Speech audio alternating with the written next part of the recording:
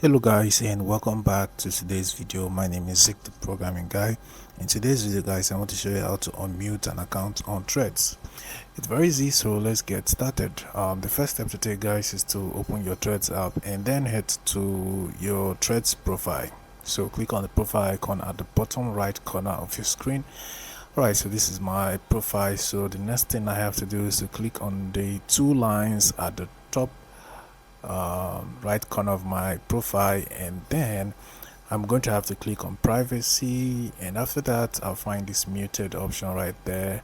I'm going to tap on that and I'll find the person that I muted or the people who have muted on Threads. So I'm just going to go ahead and click on unmute.